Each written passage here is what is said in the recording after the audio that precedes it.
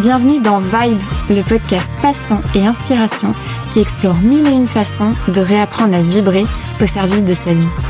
Je partage avec toi ces histoires d'audace et de résilience les plus inspirantes pour mieux reconnecter à sa vibe personnelle. Parce qu'on est tous nés pour vibrer et que l'avenir n'est pas ce qui va arriver, mais ce que nous allons faire. Bonne écoute!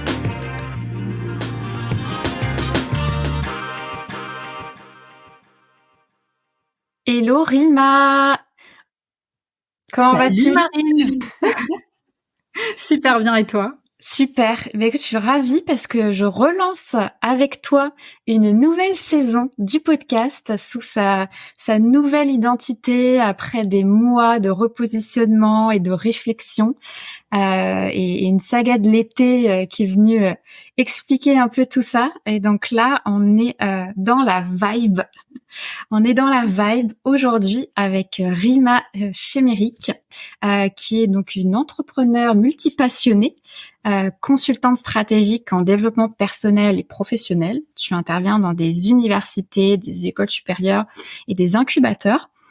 Tu as également lancé les premiers ateliers coaching collectif à l'université Paris 8 en pleine crise sanitaire, bien avant que les médias ne s'intéressent à la détresse psychologique de la jeunesse française, et ça, c'est quelque chose.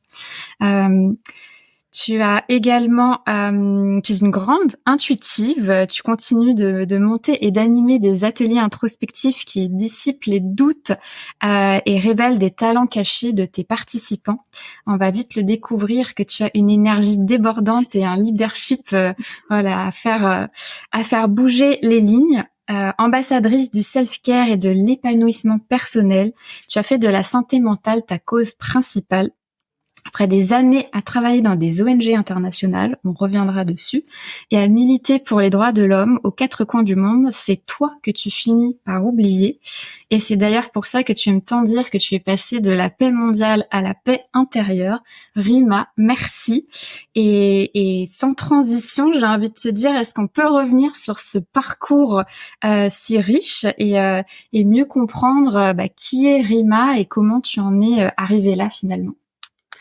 Écoute, déjà, Marine, je suis extrêmement honorée d'être ta première invitée et je suis très, très, très optimiste sur ce nouveau concept qui, moi, en tout cas, me parle énormément, cette histoire de vibe personnelle. Alors, comment j'en suis arrivée à passer de la paix mondiale à la paix intérieure? C'est que moi, j'ai fait des études de sciences politiques et de relations internationales. J'ai travaillé pendant une dizaine d'années dans des ONG et il se trouve qu'à un moment donné, je commençais à avoir des expériences un peu moins honorables pour ce milieu-là. Et je me suis dit, waouh, c'est bizarre. Je suis pas dans n'importe quel business. Je suis quand même dans un business, entre guillemets, de l'humain. Et ce n'est pas normal que le staff soit considéré de cette façon. Ce n'est pas normal qu'on me manque de respect. Et je me souviens de cette phrase où je me suis dit, j'ai pas décidé de consacrer ma vie à la défense des droits de l'homme pour que mes propres droits soient bafoués. Sauf que j'étais persuadée que je ne savais faire que ça. Et du coup, je me disais, non mais qu'est-ce que tu vas faire d'autre? Tu es incapable de faire autre chose. Tu as toujours fait du plaidoyer. Tu ne sais faire que ça. Donc, le hasard de la vie fait que il n'y a pas eu que ça, évidemment. Sinon, c'est pas drôle. C'était une période où tout s'est écroulé. Ma carrière en tout cas à cette époque-là, je l'ai vu s'écrouler. En même temps, j'ai rencontré ce que j'ai considéré à l'époque l'homme de ma vie, qui était finalement une relation unilatérale, et que ce monsieur n'était que là pour m'aider à faire la plus belle des rencontres, qui est la rencontre de moi-même. Et pour couronner le tout, évidemment, dans un contexte de transition professionnelle, des problèmes financiers, bien sûr. Donc, on se retrouve avec une déception amoureuse des plus troublantes, une perte de sens finalement, parce que qu'est-ce que je deviens, et pas de thunes. Donc, c'est dans ce contexte-là que finalement, j'ai commencé à me poser des questions. OK, now, on fait quoi? On est en quelle année Tout ça, c'était 2016. Ok. Voilà.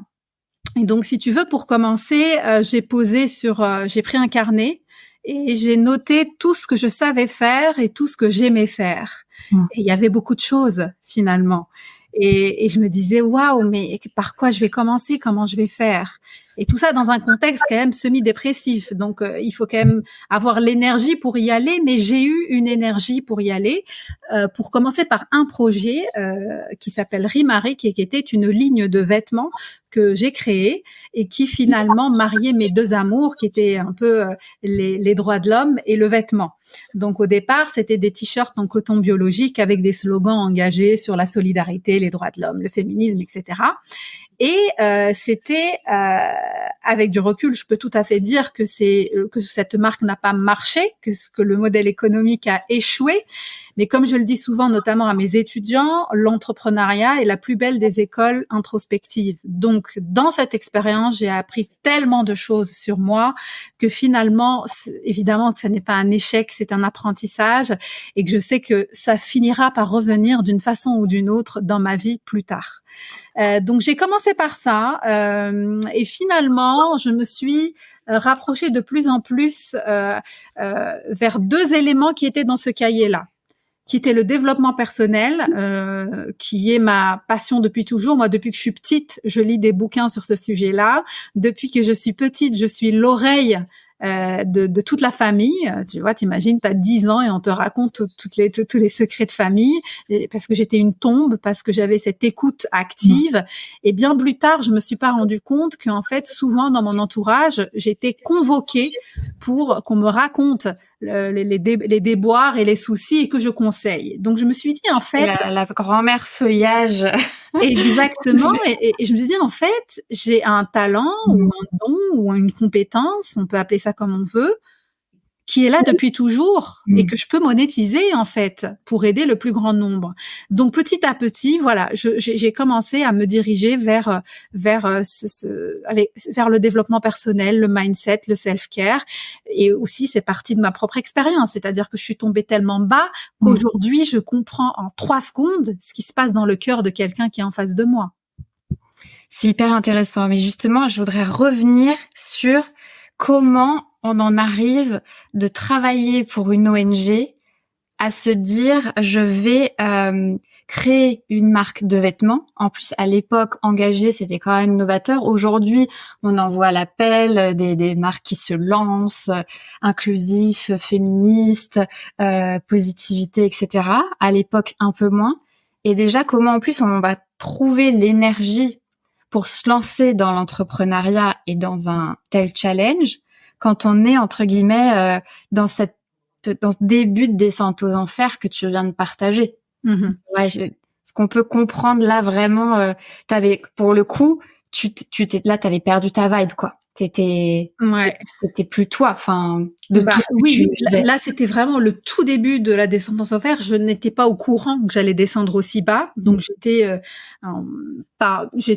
ma situation psychologique n'était pas facile. J'étais suivie par un psychologue qui m'a aussi encouragée dans cette voie.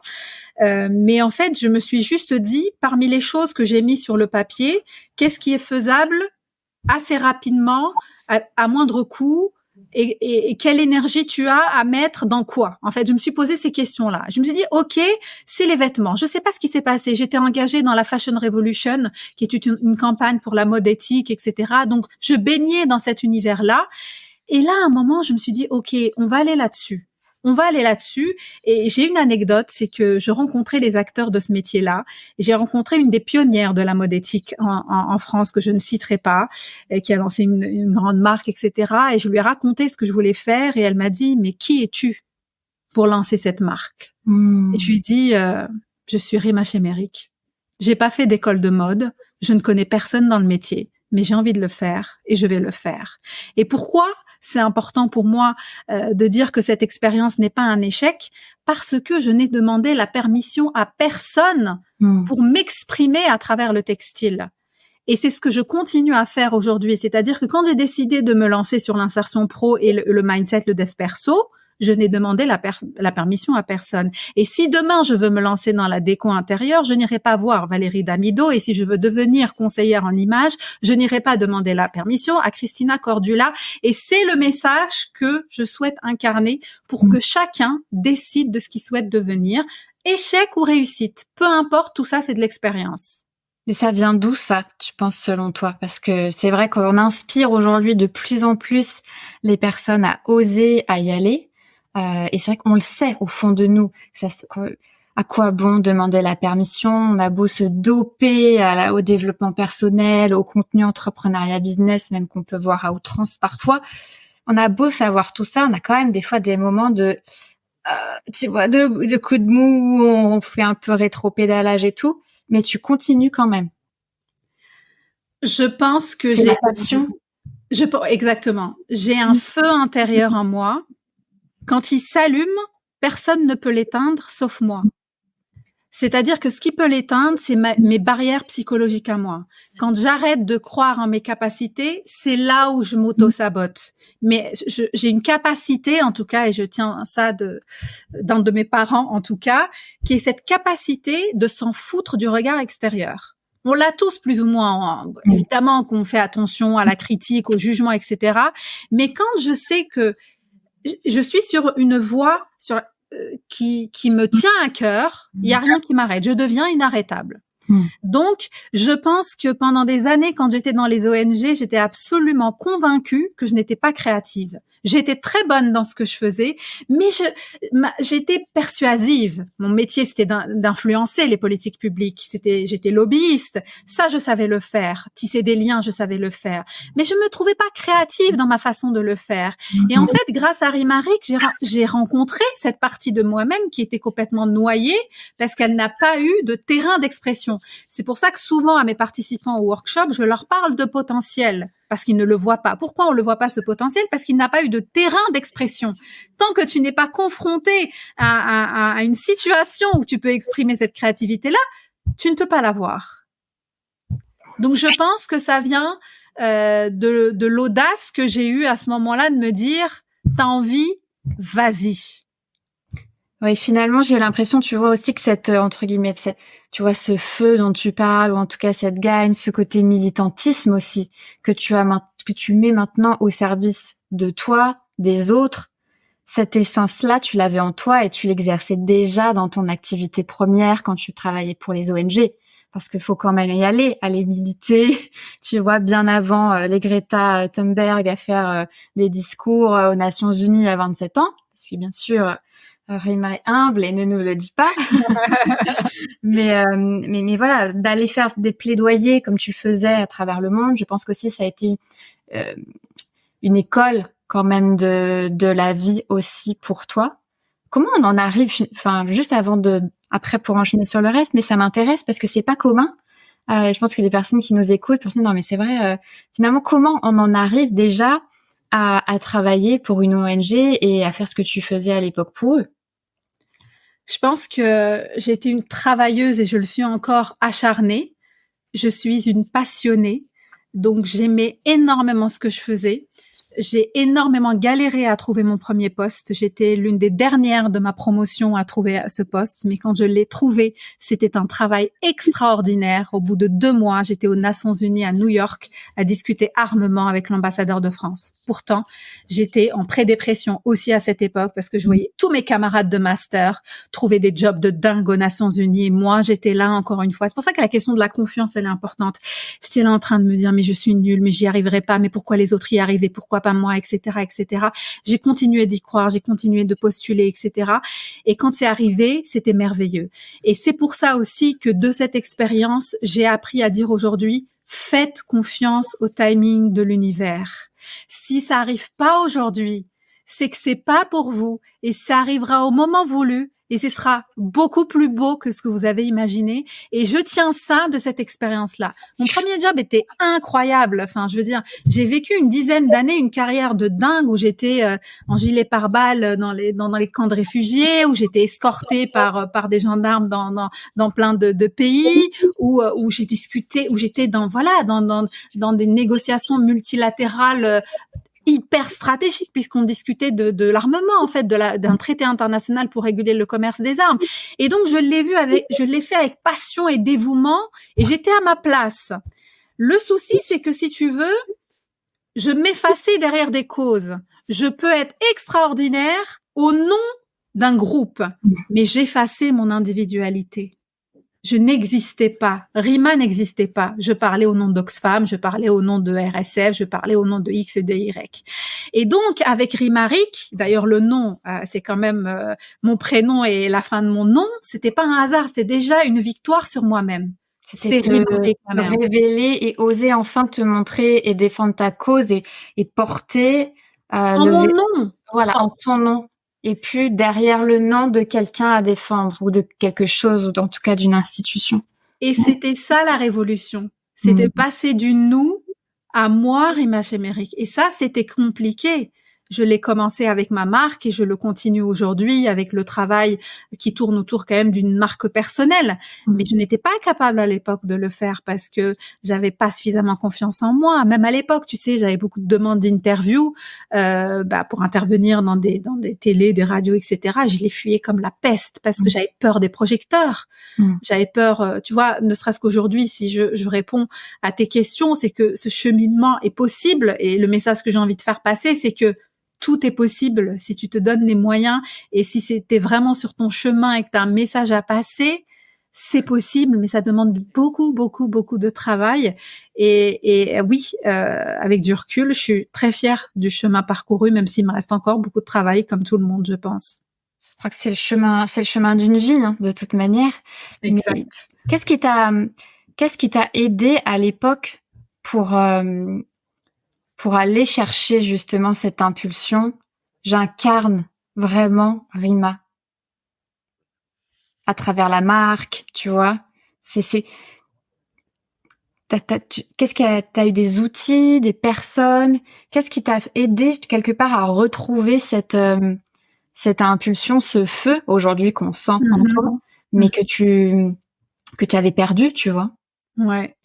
Sincèrement, la descente aux enfers était très très longue. C'était pas 1 an, c'était pas 2 ans, c'était pas 3 ans, c'était pas 4 ans. C'est ça que je veux montrer parce que oui, c'est aujourd'hui on a le recul. Oui. Quand on fait du travail sur soi, mais c'est vrai que quand c'est le début de la descente aux enfers, on se rend pas compte de à quel point en fait ce n'est que le début et qu'il va y avoir tout un tas d'étapes et un chemin parfois douloureux, ce fameux chemin de résilience. Oui. Et en fait, c'est un peu ça aussi que j'aimerais, tu vois, comprendre dans ton histoire avant de oui. de mettre en lumière ce que tu fais aujourd'hui. J'aimerais partager une image très spécifique pour qu'on comprenne où j'étais exactement. J'en étais arrivée à un moment où je travaillais à mi-temps dans une université pour aider les étudiants sur des questions entrepreneuriales. Et en fait, la moitié du temps, donc quand je n'étais pas avec eux, j'étais dans mon lit, les volets fermés. Je n'étais pas en capacité de m'exposer au monde. J'étais la plupart du temps en train de pleurer toutes les larmes de mon corps. Et c'est marrant parce qu'à l'époque, je me disais, je ne savais pas que mon corps pouvait produire autant de larmes. Donc c'était vraiment une période extrêmement compliquée. Mais je me levais et j'allais faire ce travail-là. Et je te jure que parfois, j'arrivais pas à aligner 2 phrases correctement en français parce que je n'avais parlé à personne avant. Donc il faut que les auditeurs comprennent là où j'étais. Et c'est petit à petit. Finalement, quand tu vois que tu fais, par exemple, j'ai intégré l'ikigai à l'université de Paris 8 pour aider les étudiants à trouver leur voie. Et quand tu fais ce rapport d'évaluation à la fin de l'année et que tu vois que tous les étudiants te parlent de ça et dire à quel point ça les a aidés, bim, moi ça allume une petite étincelle en moi. À chaque fois que je vois que j'ai aidé X ou Y dans mon entourage proche à comprendre quelque chose et à changer un comportement, bim, c'est encore une autre étincelle en moi. Et en fait, c'était un travail de longue haleine qui a pris énormément de temps. Mais c'était tout d'abord, moi je pense, un cheminement d'amour de soi. Parce que si j'ai accepté ces expériences professionnelles et une relation unilatérale, c'est que je ne m'aimais pas. Sinon, je n'aurais jamais accepté. Celle que je suis aujourd'hui n'accepterait pas le tiers de ce que j'ai accepté à l'époque. Mais parce que je ne m'aimais pas. Donc, il fallait que je tombe tellement bas pour que je me pose les bonnes questions. Rima, qui es-tu? C'est ça. Quelle est ta mission? Alors oui, on critique la mission de vie, etc. On appelle ça comme on veut. Oui. Mais quel message je suis venue porter à l'humanité? Et quand je dis à l'humanité, c'est pas un truc arrogant. C'est l'humanité à ton échelle. Ça peut être dans ton quartier, ça peut être dans ton couple, ça peut être dans ton école si t'es prof, peu importe. Et on a tous quelque chose en nous à apporter au monde, un message à apporter au monde. Et c'est quand j'ai commencé à creuser, c'est un cheminement introspectif que j'ai rencontré aussi la spiritualité, faut dire les choses comme elles sont. J'ai compris que je n'étais plus seule, que j'étais soutenue. J'ai compris surtout, et c'est ça un de mes messages phares, que je ne suis pas victime, que je peux co-créer ma vie. En fait, c'est là où tout a basculé. Quand j'ai compris la loi d'attraction, quand j'ai compris que mes pensées d'aujourd'hui sont ma réalité de demain, et évidemment, j'ai fait appel à un certain nombre de thérapeutes. Tout ça n'a pas été fait seul. D'ailleurs, j'ai une anecdote là-dessus. Une de mes thérapeutes m'avait dit, Rima, tu vois comment l'année 2018? Et je lui ai dit, sombre. Elle m'a dit, elle le sera, parce que tu la vois sombre. Ça, c'est une anecdote qui m'a aussi beaucoup marquée. Et c'est pour ça que je dis, les pensées, ce qu'on voit dans sa tête, dans son imagination, c'est la réalité de demain. Et quand j'ai commencé à comprendre ça, j'ai commencé à l'appliquer et ma vie a commencé à changer petit à petit. Au départ, c'était des petites victoires, des petites choses de rien du tout. Bim, j'ai obtenu un contrat de 6 mois. Il est payé, il est mal payé. Mais d'accord, je vais changer mon état d'esprit sur ma rémunération, sur ce que je vaux et machin. Et bim, je double mon salaire. C'est impensable le salaire que j'ai pu avoir dans une université française. Impensable. Impensable. Oui, c'est bien la preuve parce que la loi de l'attraction, on en entend énormément parler. C'est parfois même galvaudé, surtout dans le New Age qui est un peu repris. Mais ce qu'il faut comprendre, c'est que la loi de l'attraction, c'est ultra puissant quand tu mets les actions au service de la vision que tu projettes et donc de tout ce que tu as dans ta tête et que tu visualises. C'est pas j'attends que ça tombe du ciel et je me visualise comme ceci, comme cela. C'est de ce que tu visualises, tu vas actionner les petites actions pour tendre vers ça et au bout d'un moment, en l'écrivant, en y mettant de l'intensité, en y mettant de l'énergie, tu vas, comme tu disais, co-construire, alors on va dire ton œuvre, ta vie avec l'univers ou ce que tu veux, peu importe ce à quoi peu importe ses croyances, quoi. Mm-hmm. Bon, je pense que l'erreur qui a été faite, et tu le dis bien, sur les questions de loi d'attraction, si on dit pensez fort à quelque chose, vous y croyez fort, ça va arriver. Non, ça ne se passe pas comme ça. C'est pas en glandant chez soi que la vie va changer. Donc il faut passer à l'action, mais pas n'importe quel type d'action. Oui. Moi, je dis souvent, j'ai peur, donc j'y vais. C'est ça en fait moi qui m'a permis d'obtenir des choses incroyables dans la vie. C'est-à-dire qu'il y avait des choses où je me dis mon Dieu, mais c'est pas possible. Je vais me ridiculiser, je vais échouer, je vais ceci, toutes les peurs, toutes les blessures qu'il y a derrière, etc. Plus c'est puissant, plus faut y aller. Parce que c'est là où on va se surpasser, c'est là où on va découvrir ces parties de soi qu'on est incapable de découvrir, quand on fait des choses qui sont juste dans le cadre de nos habitudes. Et si on écoute trop les gens qui nous disent « Ah non, mais quand même, c'est chaud, fais gaffe parce que c'est compliqué, etc. » Les gens ne font que projeter leur propre peur sur eux. Et moi, c'est vrai que j'ai cette capacité à me détacher en tout cas, des conseils déjà non sollicités qui quand même doivent être interdits par décret parce qu'on a juste un petit peu marre, que chacun s'occupe de ses affaires et surtout, quand t'as pas d'expertise sur le sujet, tais-toi. En fait. Donc, moi, je suis capable, si tu veux, de faire ça, mais il y a plein de gens qui ne le sont pas, surtout dans un contexte de manque de confiance en soi. C'est ça. Tu pars du principe que la personne t'aime parce que c'est ton grand frère, parce que c'est ta mère ou parce que c'est ta meilleure amie, donc ils te veulent que du bien, donc ils te disent n'y va pas. Eh ben non. Un mécanisme de protection, mais presque toxique finalement, alors que ça part d'une bonne intention, quoi. D'où la part de l'intuition dans ma nouvelle vibe. Et de ta posture, finalement. Et de ma posture. Parce que, comme tu le dis très bien, une personne vulnérable, en manque de confiance en soi, en faible estime de soi, va complètement absorber tout ceci. Alors que si, au contraire, de tout ce travail que tu as fait sur toi, et tu as dit un truc hyper intéressant tout à l'heure, c'était en fait, tu t'es rencontré toi, d'abord. C'était nécessaire. Pour moi, c'est toute la partie introspective dans ton chemin de résilience. Mais c'est en allant rencontrer l'autre, après, que tu as eu un peu cette étincelle et ce déclic où tu t'es dit, c'est là-dessus que je suis bonne, c'est là-dessus que je me fais du bien, donc c'est ça. Et ça te donnait encore plus d'énergie. Oui. Et ça t'a remis dans cet élan de, OK, donc là, maintenant, je vais aller Je vais Ouais. aller viser ceci ou je vais aller vers cela, quoi. Ouais, c'est exactement ça, c'est vrai. Je me rendais pas compte en fait de cet aspect-là. Effectivement, l'échange parfois révèle. C'est vrai que ça a commencé par moi, mais c'est l'autre qui a qui a encore plus ravivé la flamme, je dirais, et qui a confirmé ce nouveau cheminement. Parce qu'on pourrait se dire aussi, elle va pas changer non plus de carrière tous les 3 ans. Mais là, ça fait quand même des années que j'y suis.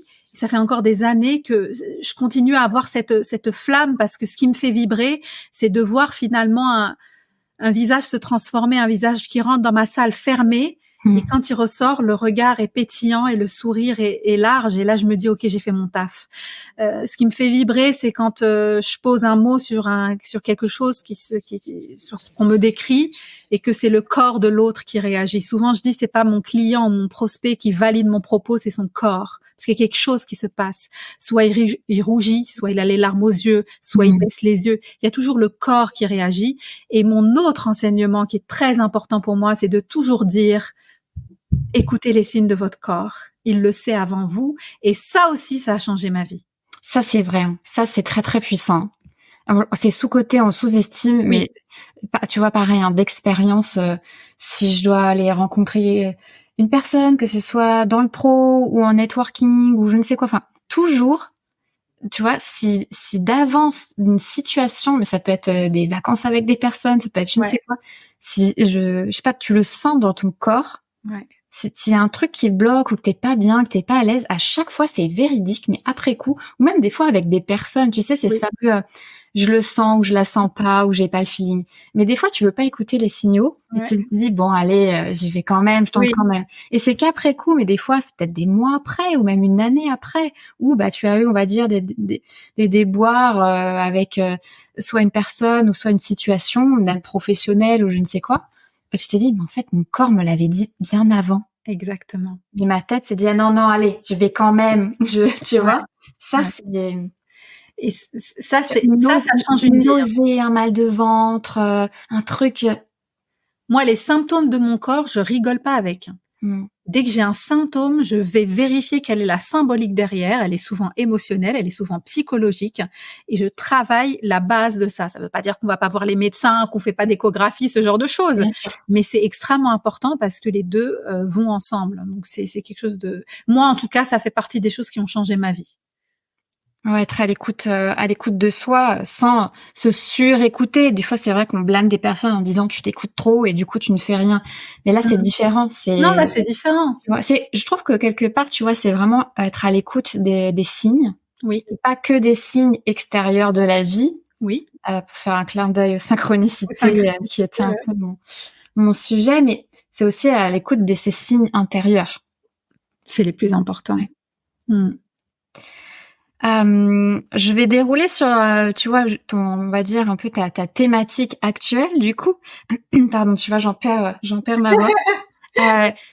Donc, t'en arrives à vraiment te dire, mes sujets, c'est la santé. Comment tu œuvres pour la santé mentale? Comment tu œuvres pour le leadership? Comment tu mélanges finalement tout ça aujourd'hui dans tes diverses activités? Parce qu'on peut dire, tu es une slasheuse, moi, toi, tu es une femme multipassionnée, tu fais plein d'activités différentes, mais qui ont toutes ce fil conducteur, cette défense même, de Rima. Comment ça se matérialise finalement dans ton quotidien, dans la vraie vie? Alors pourquoi déjà j'ai fait de la santé mentale ma cause principale alors qu'avant j'œuvrais pour les droits de l'homme, maintenant c'est ma cause parce que c'est à la suite de ma descente aux enfers, c'est-à-dire que moi un jour je me suis dit à quoi bon vivre. Donc si j'en suis arrivée là, c'est qu'après coup quand j'ai sorti la tête de l'eau et que je savais qui j'étais et que je connaissais mon pouvoir intérieur et tout ce que je pouvais apporter au monde, tu te rends compte qu'avec du recul et tu vois l'ancienne Rima se dire ça, j'ai de la peine pour l'ancienne moi. Mais finalement, c'est ce cheminement qui a fait qu'aujourd'hui, je suis en capacité d'aider d'une façon assez spectaculaire, parfois sans vouloir me jeter des fleurs, parce que je l'ai vécu, parce que je comprends les doutes, parce que je comprends ce que les personnes traversent, parce que je l'ai vécu dans mes tripes. Donc finalement, c'est pas venu par hasard. Et aujourd'hui, si tu veux, mon slogan, c'est self-care first. Ça veut dire quoi? Ça veut dire c'est le bien-être avant tout. Je dis que je travaille sur les questions de mindset, de carrière, etc., puisque je suis sur l'insertion pro et le dev perso. Mais dans tous les cas, dans toutes les situations, la question est, cette personne, cette activité, ce poste, ce lieu, ça te fait du bien ou ça te fait du mal? Tout tourne autour de ça. C'est-à-dire que mes décisions aussi se prennent sur la base de mon bien-être. Ça ne veut pas dire qu'on est égoïste, ça ne veut pas dire que on pense plus aux autres, qu'on n'est pas généreux, etc. De toute façon, on peut aider personne si on s'aide pas d'abord soi-même. Donc, on commence d'abord par soi. Donc, maintenant, mon lifestyle, il est basé là-dessus. C'est-à-dire que je prends mes décisions là-dessus. Moi, typiquement, je suis une hypersensible. Une hypersensible au bruit, à la foule, aux mauvaises odeurs, etc. Donc, je fais en sorte, si tu veux, bon, maintenant, je suis full à mon compte, donc de pas prendre des transports aux heures de pointe, sauf nécessité, de marcher, d'aller beaucoup marcher, etc. Donc, en fait, j'invente mon lifestyle basé sur mon self-care. Donc, toutes les décisions que je prends, c'est pareil. Les gens qui sont autour de toi, là, qui soi-disant t'adorent et qui en fait ne sont là que pour aspirer ton énergie vitale, te prendre la tête, vider leur sac, etc.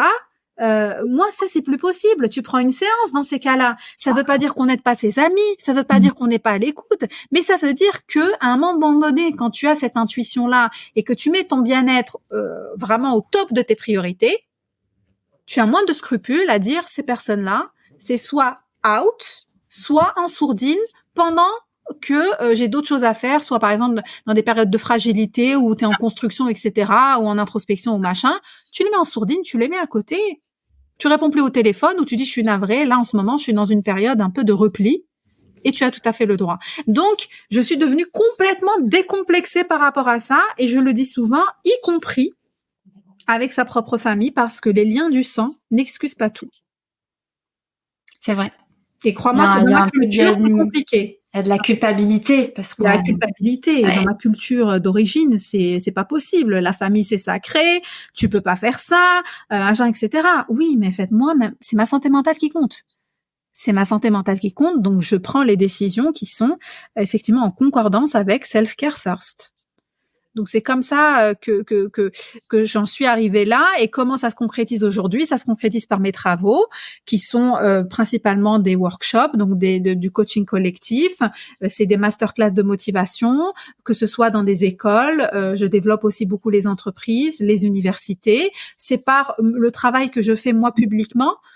Sur LinkedIn depuis maintenant 1 an et demi, sur le Tok comme j'aime l'appeler depuis quelque peu, et puis sur la newsletter que je relance aussi cette semaine. Donc c'est partager ma vision avec authenticité, partager mes expériences de vie. Et tu sais, moi je suis pas, pourquoi les étudiants m'adorent, c'est que je suis pas une enseignante avec une transmission verticale. Bonjour, je suis la queen, j'ai tout compris, venez, je vous explique la vie.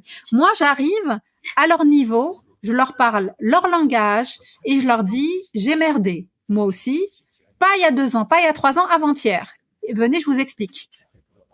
Et donc, en fait, ça crée une espèce de proximité où les gens se sentent comme moi parce que je suis authentique, je me montre vulnérable. C'est ça.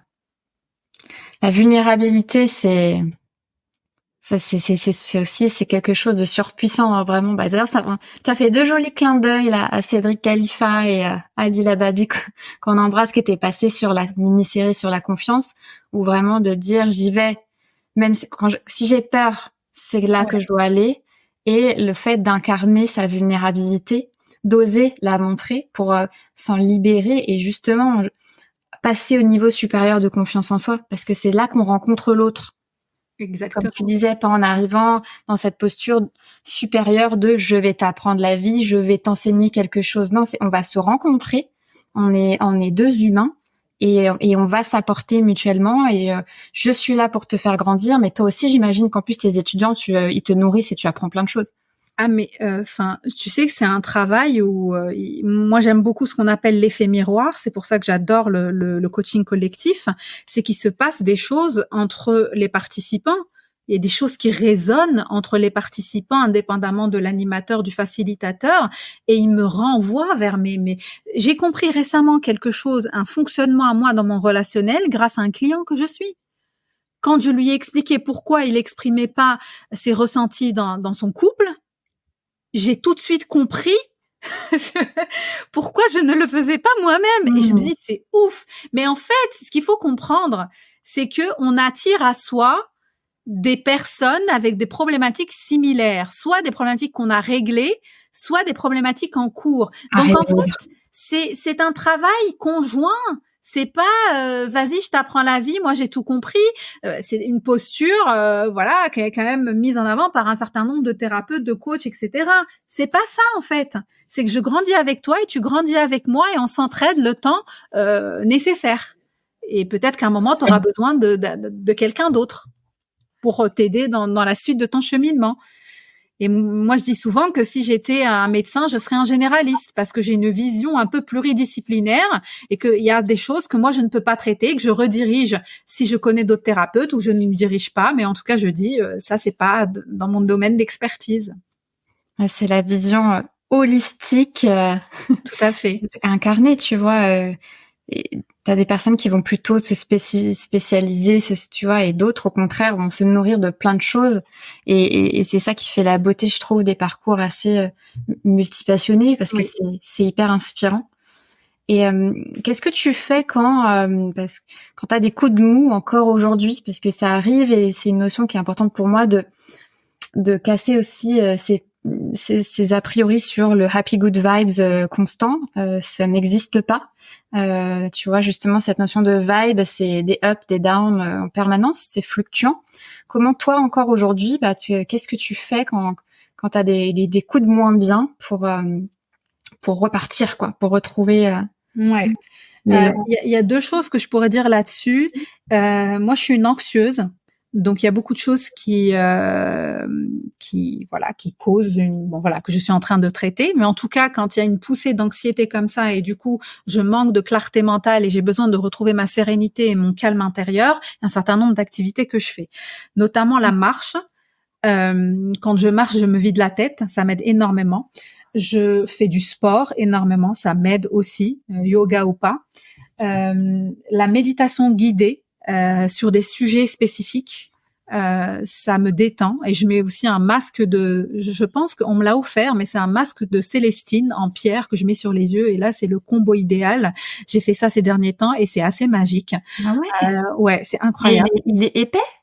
Il est épais. Parce que c'est de la pierre, quoi. C'est de la pierre, ouais. Ah. Il est incroyable. Et d'ailleurs, je me disais tout à l'heure, parce que on me l'a offert il y a longtemps, hein, quand j'ai quitté mon poste à Paris 8, et je l'avais pas utilisé. Et là, je l'ai repris récemment, et je me dis tiens, il faudrait que je vérifie quelle pierre c'est, parce qu'elle est méga apaisante.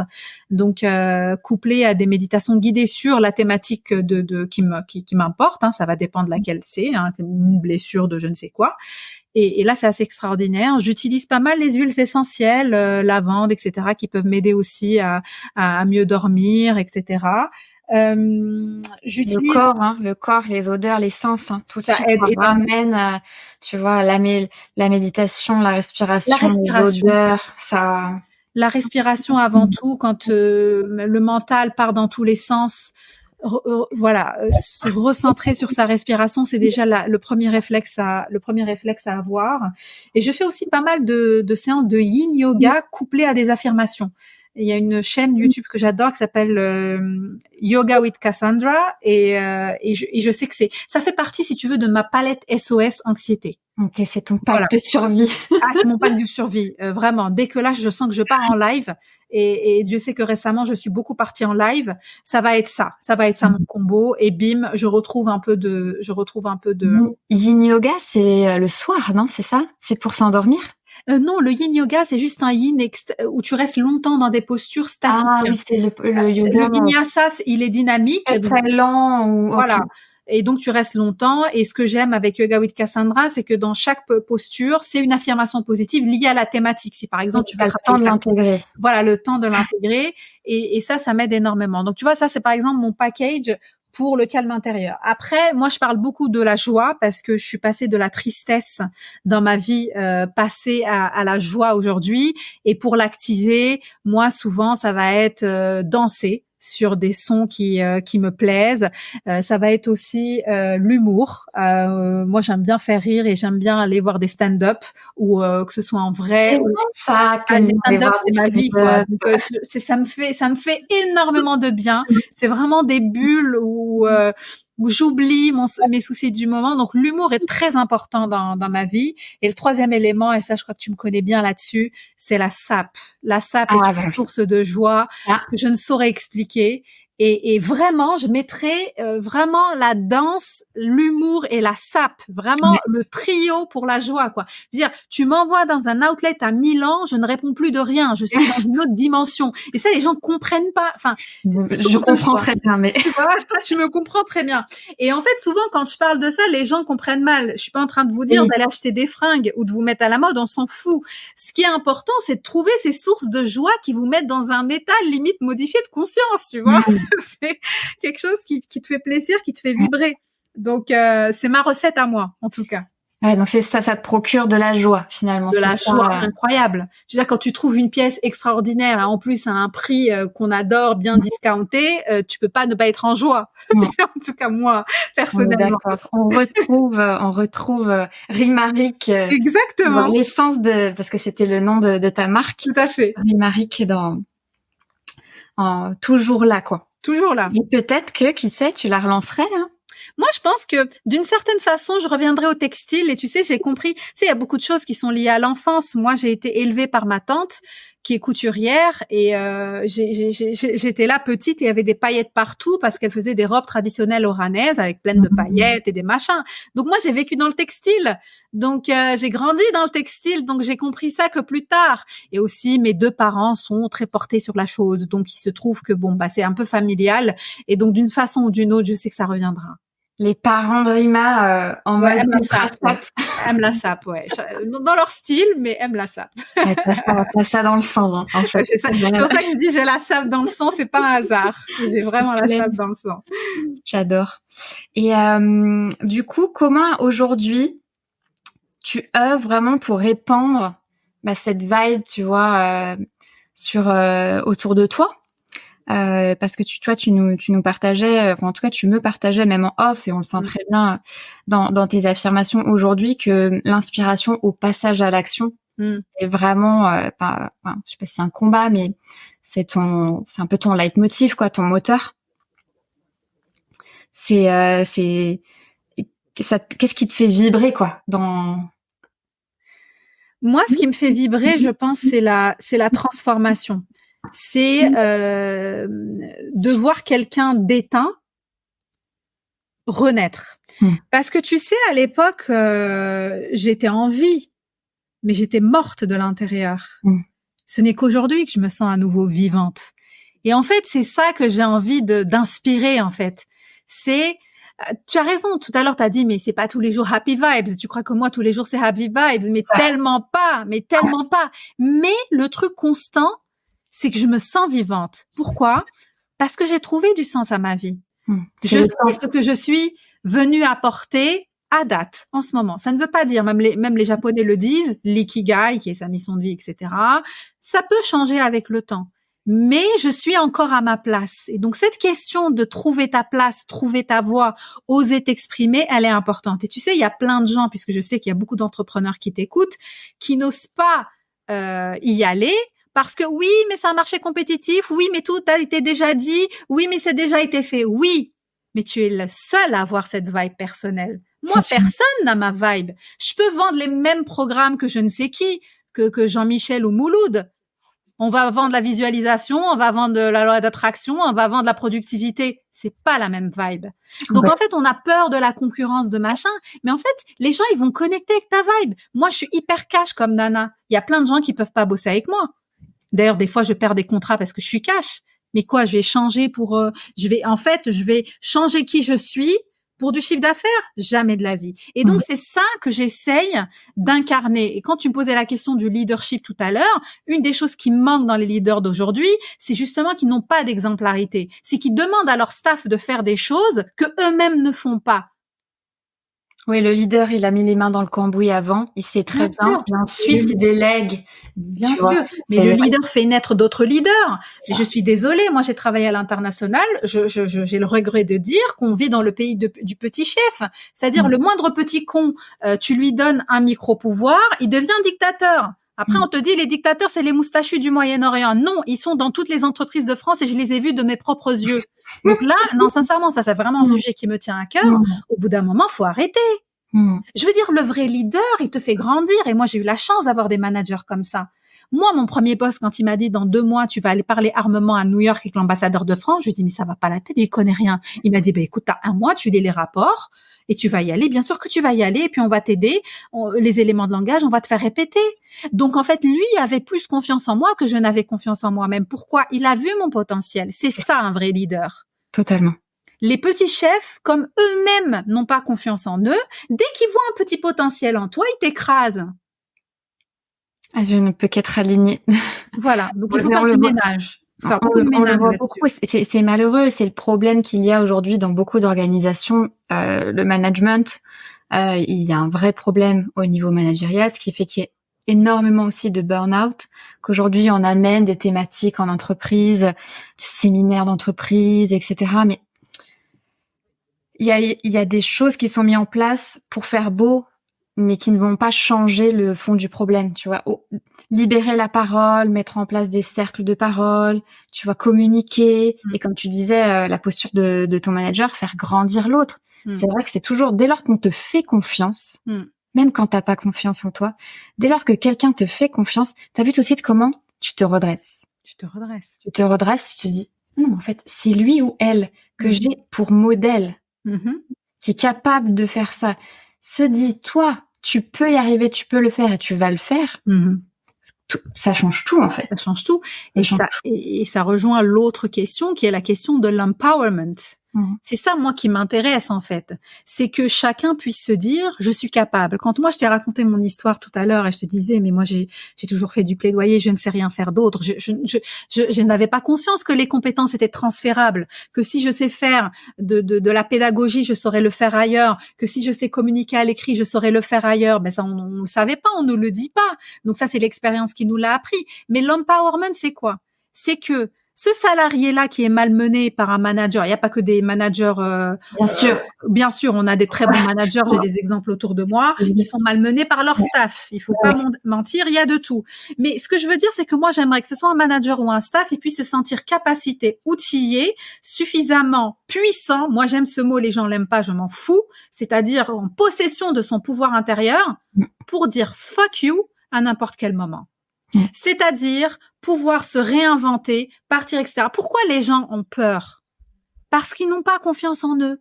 Parce que ça fait 10 ans qu'ils sont dans cette boîte. Moi, j'ai vu dans une ONG que j'ai quittée au bout de 2 mois. D'ailleurs, toutes les générations dans cette ONG connaissent mon nom. Parce qu'ils n'ont pas compris pourquoi je l'ai quittée. Grosse ONG, médiatisée, etc. Tout le monde connaît mon nom. Parce que les gens qui étaient à ma place, au même poste, n'arrivaient pas à partir parce qu'ils sont rentrés en stage et ils ont monté en grade. Ils se sont dit, je saurais pas faire ça ailleurs. Bien sûr, ça fait peur, c'est très difficile de quitter. C'est très difficile. Et il y a des enjeux aussi financiers. Il y a des enjeux financiers, il y a des gens qui avaient des prêts immobiliers, etc. Bien sûr, moi je suis pas en train de dire que c'est facile de prendre son courage à deux mains et y aller. Ou que c'est obligatoire, parce que peut-être que eux, ça leur convenait, tu vois. Au vu de ce qui s'est passé après, pas du tout.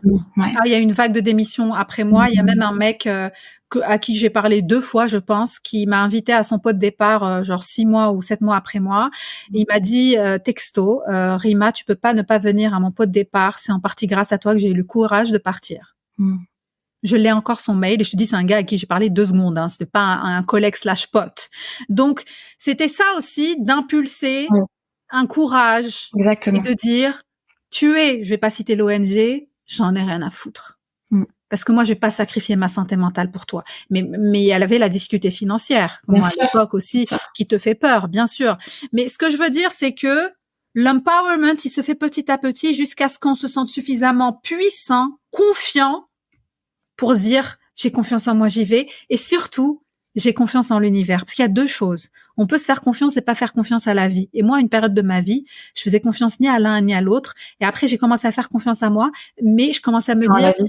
je suis malchanceuse, donc la vie ne me donne pas les cadeaux. Et après, j'ai compris que j'étais co-créatrice, et là, tout a changé. C'est là où l'univers a commencé à coopérer, à m'envoyer des choses extraordinaires. Donc, c'est ça, en fait, ce que j'essaye d'enseigner, de transmettre et de partager, quoi.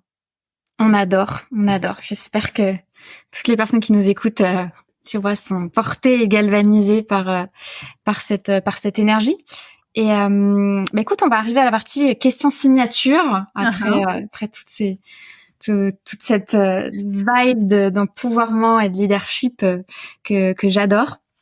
Comme on est autour de la thématique de la vibe personnelle et qu'on vient de découvrir l'Arima, voilà, j'ai envie d'amener un petit peu de jeu et de découverte un peu plus aussi ludique sur toi. Et j'ai envie en fait de partager une unpopular opinion sur toi. Donc, je simplifie. C'est plutôt, tu vois, qu'est-ce que tu aimes dans la vie et que tout le monde déteste, et qu'est-ce que tu détestes que tout le monde aime. Ok. Alors, qu'est-ce que j'aime dans la vie que tout le monde déteste? Alors, je sais pas si vraiment tout le monde déteste, mais en tout cas, moi, j'adore travailler le dimanche. Genre, c'est ma journée de travail préférée, quoi. Le dimanche, je suis inspirée, je sais pas, il y a une espèce de calme le dimanche qui m'inspire l'écriture, la clarification de ma semaine. Je surkiffe travailler le dimanche. Les gens pensent que oh là là, la pauvre travaille le dimanche. Non, non, moi j'adore. Donc voilà, ça c'est quelque chose que j'aime faire, que beaucoup de gens détestent faire.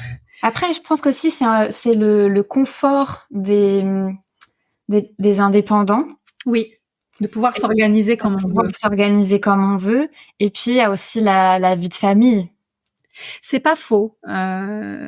Qui vient, mais c'est vrai que c'est appréciable de se dire finalement je peux travailler le jour que je veux. Ouais. Et que c'est pas nécessairement un lundi, vendredi. Exactement. Vois. Et que ton dimanche entre guillemets récréatif, tu te le prends le mardi ou. C'est ça. Bah, tu vois. Tu t'organises comme tu veux. Ouais. Cette liberté-là, j'y tiens énormément. Ouais. Ouais. J'adore. Et qu'est-ce que tu détestes que tout le monde aime? Qu'est-ce que tu pourrais, enfin que les gens pourraient aimer? Alors, écoute, moi, sincèrement, je déteste les pique-niques, surtout sur les quais de Seine. Alors, les gens surkiffent ce truc-là. Pas mon postérieur et pas le bas de mon dos. Quand tu disais que je suis hypersensible tout à l'heure, c'est que mon corps ressent les choses fois 2 millions. Donc, si tu veux, moi, je rentre, j'ai mal partout. J'ai pas surkiffé parce que t'as plein de gens qui te fument dans la figure. J'aime pas quand on est mal assis. Donc, voilà. Si on propose un pique-nique sur les quais de Seine, probablement que je dirais non. Voilà. Non. C'est bon à savoir. Vaut mieux retrouver Rima dans un café. C'est ça, bien cosy. Un endroit cosy. Exactement. J'adore. On va passer au jeu de la vibe de l'invité. Je lance le jingle.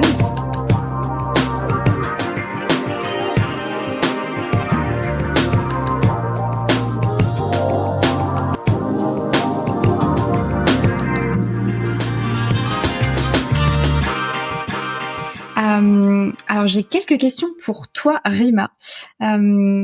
Quelle est ta question? Pardon, pas la question. Tu vois, j'ai le mot question qui vient parce que je suis dans l'interview. Non, c'est pas la question. C'est quelle est ta chanson honteuse préférée? Ah là, c'est un dossier. Hein. Karaoké, je t'ai vu à l'œuvre. Non, mais là, c'est un dossier, mais on en a plusieurs. Mais je vais le dire parce que quand même, mon adolescence a été, assez impactée par Je t'aime de Lara Fabian. Voilà, je l'ai dit. Lara Fabian, elle est pas mal. Est-ce qu'on l'a chantée dans la karaoké, celle-ci? Je crois pas. Non, on l'a pas chantée. Non. Isabelle voulait, mais pas Lara Fabian. Pas Lara Fabian. Sur la liste la prochaine fois. C'est ça. Qui était ton premier crush célèbre? Tu sais, moi, je regardais la série Charmed. Tu sais, les trois sœurs Halliwell, les sorcières, là. Je pense Trilogie du samedi?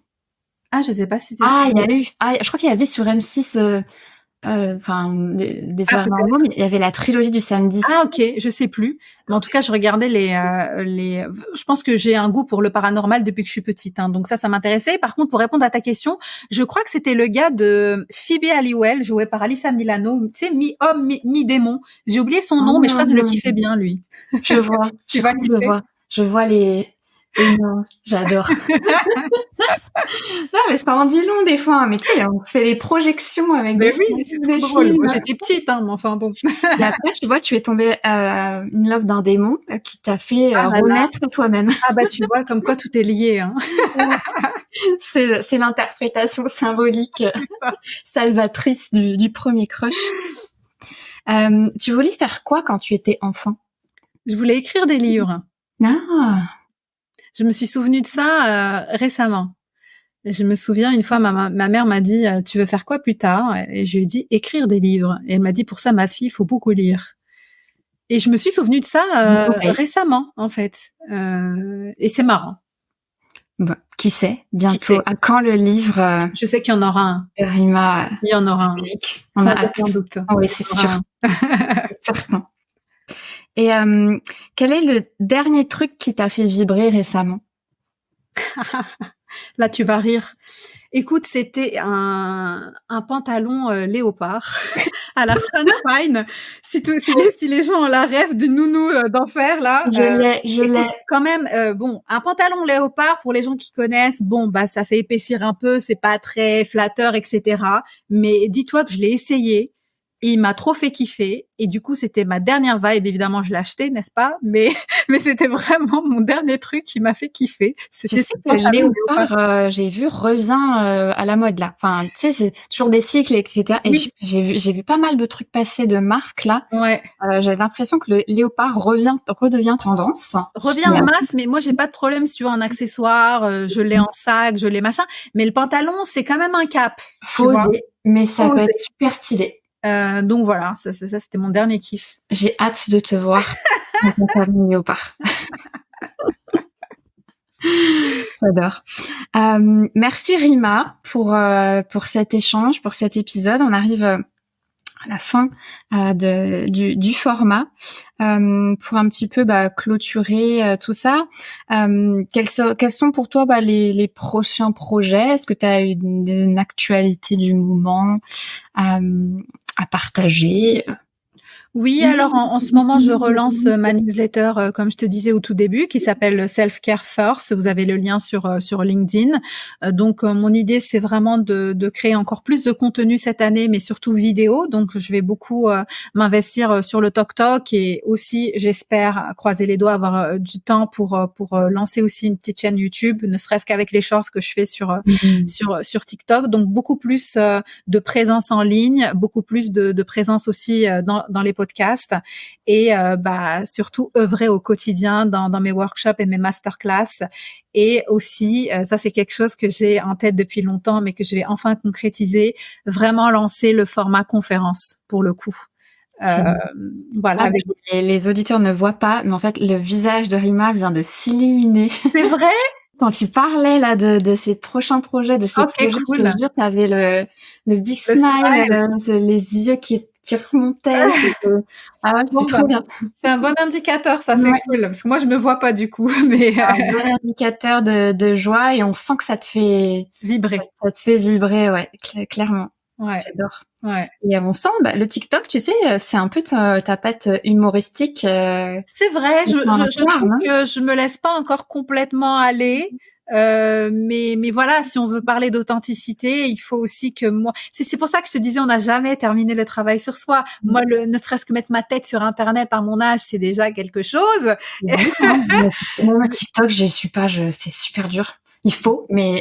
Mais tu vois, par exemple, moi, je suis pas du tout Insta. Je sais que ça marcherait, enfin, les histoires de dev perso là-bas. Mais en fait, moi, je dis souvent, faut aller là où on sent la joie. Et moi, sur le TokTok, je sens une joie, donc je vais essayer d'investir dessus pour montrer une autre partie de moi-même différente et complémentaire à celle que je montre sur LinkedIn. Je pense que les deux sont complémentaires. Ouais, complètement. C'est une dimension encore plus ludique et encore plus authentique. C'est vrai que c'est des formats qui s'y prêtent bien, et franchement, si ça active en plus quelque chose en toi, t'as vraiment raison d'aller sur des formats qui te plaisent, parce que ça se ressent en fait, c'est communicatif. Plutôt que de te forcer, tu vois, même moi je dis il faut que j'aille sur TikTok. En fait, non, il faut, il va pas en fait. Exactement. Parce que dans le il faut, il y a une contrainte, alors que c'est je vais y aller, j'aimerais. Ouais, aujourd'hui, TikTok, j'ai pas encore. C'est ça. Moi, au début, j'étais très réticente jusqu'à ce que j'y aille. En fait, parce que j'ai écouté les gens. Tout le monde disait non, c'est un truc pour des gamins, on fait que danser, etc. Donc, je suis partie du principe. Et un jour, j'y suis allée et j'étais là, mais en fait, ce truc est hyper fun. Déjà, je l'ai utilisé au départ comme une vraie source de divertissement, parce que je tombais pour le coup sur pas mal d'humoristes, et ça active ma joie. Et du coup, je passais du temps là-dessus. Petit à petit, j'ai commencé à comprendre comment ça fonctionnait. Et le jour de mon anniversaire, j'ai dit, tu sais quoi? Tu vas lancer ton premier TokTok, et c'est comme ça. Et souvent, je me donne des défis liés à des dates clés pour m'obliger à le faire. J'ai lancé un TokTok éclaté le jour de mon anniversaire, mais je m'en foutais. C'était pour le faire et arrêter de procrastiner. Ouais, tu l'incarnais dans l'action de la chose. Dans l'action, exactement. Parce que sinon, c'est que des projets, on fait qu'en parler et on fout rien. Ouais, c'est bien d'associer une date. Ouais, je fais ça souvent, moi. Comme ça, on s'en rappelle, parce que c'est vrai que sinon, c'est plus les actions qu'on fait. Exactement. Là, tu sais, à telle date, j'ai lancé ça, et on a hâte de voir la date anniversaire. Où en est le TikTok de Rima. J'espère qu'il va évoluer et trouver son public. Et s'il ne trouve pas son public, j'aurais beaucoup appris sur moi-même. Oui, et puis les compétences développées exactement pour développer ce compte, sont jamais perdues, surtout quand on est quand on est indépendant, qu'on se développe nos activités, on est un petit peu sur tous les fronts.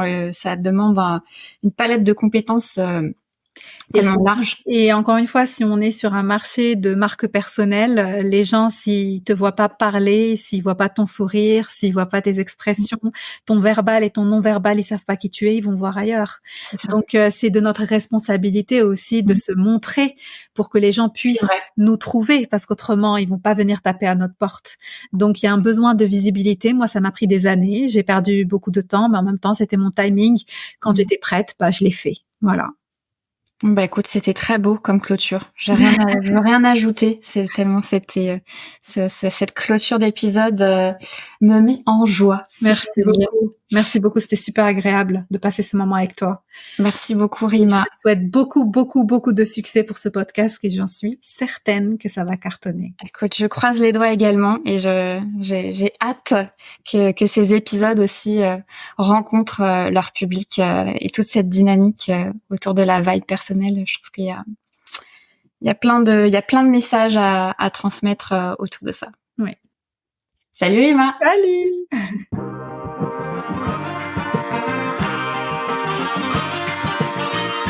Merci beaucoup d'avoir écouté cet épisode.